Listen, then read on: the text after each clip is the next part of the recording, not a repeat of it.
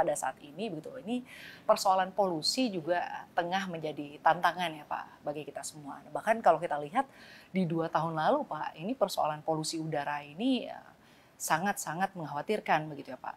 Bagaimana Kementerian Lingkungan Hidup mengatasi tantangan-tantangan atau masalah-masalah terkait dengan polusi Pak, Ya. polusi udara ini? Jadi kami sudah memetakan kembali. Sebenarnya kajian ini sudah sering dilakukan ya. Terakhir beberapa kajian dilakukan secara komprehensif oleh beberapa pihak termasuk dari World Bank.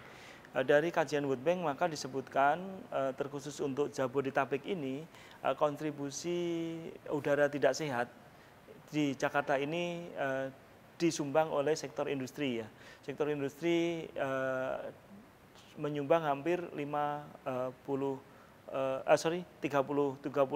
atau 27%. Ini sektor industri yang masih menggunakan bahan baku fosil fuel atau semacam batu bara. Ini masih ada hampir 200-an unit di Jabodetabek. Ini serius dia pada saat membangkitkan energinya menggunakan boiler dengan bahan bakar batu bara, ini kontribusinya hampir di angka 29%. Kemudian kendaraan bermotor ini ternyata yang paling besar. Kendaraan bermotor menyumbang hampir 55% dari kontribusi udara kotor di Jakarta. Jadi kontribusi itu diperoleh pertama dari penggunaan BBM. BBM kita masih mengandung sulfur yang cukup tinggi. Jadi sulfurnya yang kemudian sebenarnya harus distandarkan dengan standar yang negara yang padat ya. Jadi itu menyumbang hampir 55% dari bahan baku, bahan bakar dan pembakarannya. Itu menyumbang 55%, kemudian 20% dari industri, kemudian 9% dari open burning.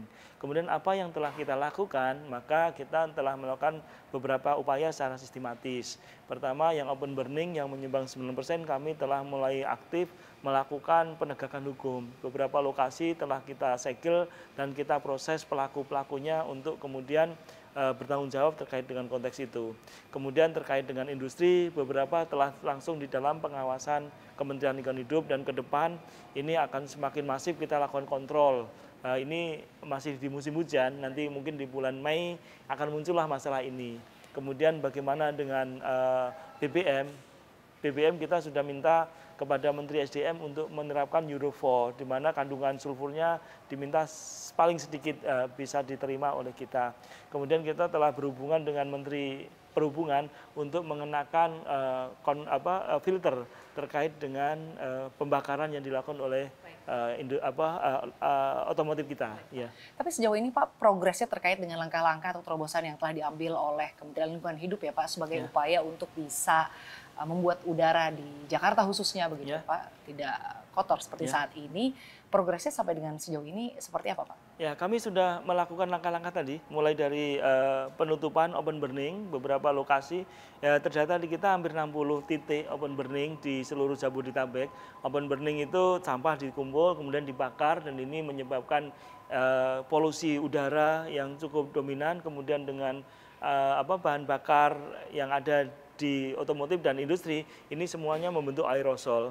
Aerosol ini kemudian tidak bisa keluar dari Jakarta karena posisinya berada di gedung-gedung yang tinggi itu. Sehingga langkah nanti juga akan kita sebutkan dengan operasi modifikasi cuaca. Jadi yang kita sudah lakukan adalah melakukan penertiban terkait dengan open burning. Kemudian telah memberikan peringatan karena tahun kemarin sudah disegel, sudah diperingati, sudah disegel sebagian bahan bakar tempat industri-industri yang menggunakan bahan bakar batu bara. Jadi ini memang harus kita ke depan harus mendapat alternatif.